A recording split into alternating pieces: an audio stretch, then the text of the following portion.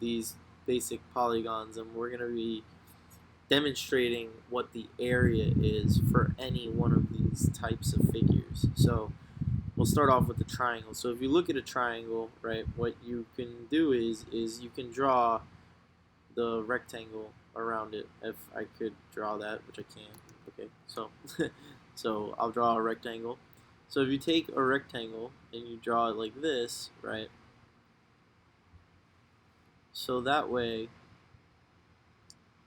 it's a perfect rectangle, and we should be able to intuitively justify that if this length is h, then this length is for sure h, and we know that the area of this rectangle, this entire purple rectangle, so this, everything in here, right, so area of the purple rectangle, right, area of purple rectangle, right, we should be able to convince ourselves is just base times height, right, or just b times h, where this is the length and then this is the width, or whatever, vice versa. Okay, and with that, okay, what we then should be able to see is that, well, let's break up this rectangle further. Let's find out what base times height exactly is. So let's look at this left-hand blue rectangle over here.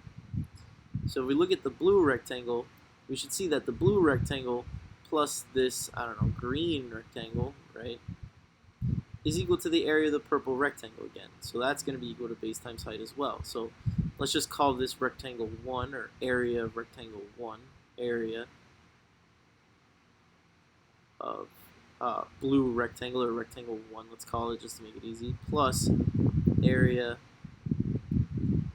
of rectangle 2, which is that green one, is equal to base times height as well, right? This area, this blue area, plus the green area is for sure the area of the entire rectangle.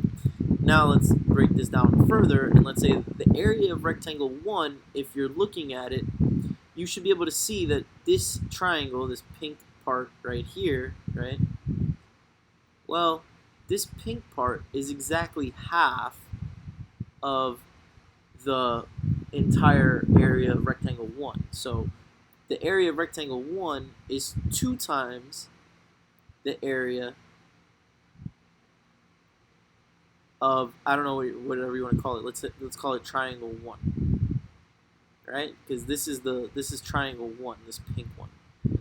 Plus, right? And I'll do this. So plus, if you look at this yellow triangle right here, right, it's exactly half of the area of rectangle 2. So 2 times the area of the triangle 2, you should see, is the area of rectangle 2. And again, this all equals base times height. Now, if you look at this left-hand expression, it's 2 times the area of triangle 1 plus 2 times the area of triangle 2. Now we can factor out a 2. You should be able to know how to factor, right? 2x, let's just do a little factoring on the side. 2x plus 2y, right? What can you factor from both of this? You can factor out a 2 to get 2 times x plus y, right? That's just basic factoring. So here I have 2 times x plus 2 times y. I can factor out a 2, and I'm left with the area of triangle 1 plus the area of triangle 2 equals base times height. And if we look at the area of triangle 1, which is this pink triangle right here, plus the area of triangle 2, that's the area of our original triangle. We want that area. So this inside part we should see as area of our triangle, which is what we actually care about. So 2 times the area of what we care about is equal to base times height. I divide by 2, and I get that the area of the triangle A equals base times height divided by 2. And it's important to see that, again, I divided by 2 on both sides, right? When I divide by 2 on both sides, I get the area of the triangle that I want, which was this triangle that I'm outlining in yellow. It's important to see that this is for any triangle, right? We could have done this technique for any triangle, okay? Okay, now that's for a triangle. We have that justified. Now let's justify the area of a parallelogram, okay? This one's a little bit easier. I mean, the only thing we would need to really convince ourselves of is what we can do here. So what I can do here is I can pick out this triangle right here. And I can pick out this triangle right here and just move it over to right here. So when I take out this triangle and move it over and glue it right onto here, what I construct is a rectangle. So I took out this triangle over here and I just moved it right over to here. So I have this new rectangle right here. Okay, I have this rectangle like this.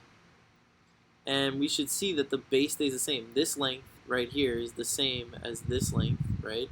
So I just move that length, so this base is the same, it's just B. And now it's just this rectangle right here. And the area of this rectangle is going to be equal to the area of the parallelogram. So the area of a parallelogram is just base times height. Okay? And that's the way we could justify the area of a parallelogram. You could just move it over. You could just say that the areas of the two figures when we move this over is the same. And again, this could be done for any parallelogram.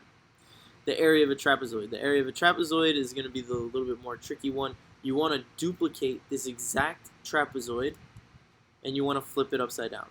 So that way it looks something like this.